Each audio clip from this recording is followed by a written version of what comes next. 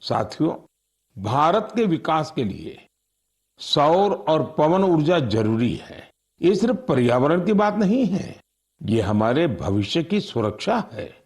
इसमें हम सबकी भूमिका है। हमें बिजली बचानी है, हमें स्वच्छ ऊर्जा, क्लीन एनर्जी अपनानी है। देश में हर स्तर पर ऐसे प्रयास जरूरी हैं, क्योंकि इन्हीं से बड़ा बदलाव आता है। साथियों, मई महीने की शुरुआत एक पावन अवसर के साथ होने जा रही है। कुछ ही दिनों में हम बुद्ध पूर्णिमा मनाएंगे। मैं आप सभी देशवासियों को अपनी अग्रिम शुभकामनाएं देता हूं। भगवान गौतम बुद्ध का जीवन संदेश आज भी उतना ही प्रासंगिक है।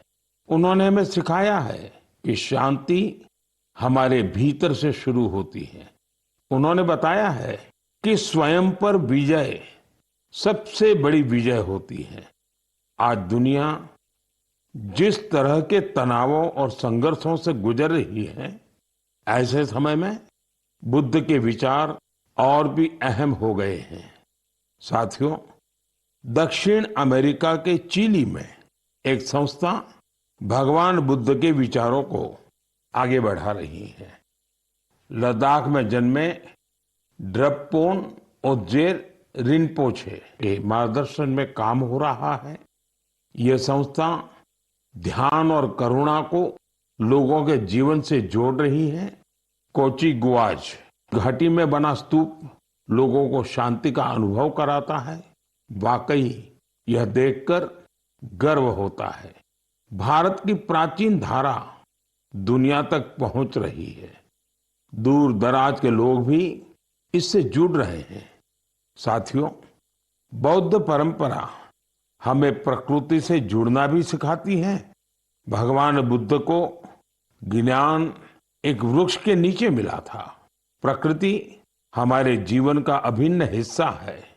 देश में भी ऐसे प्रयास हो रहे हैं।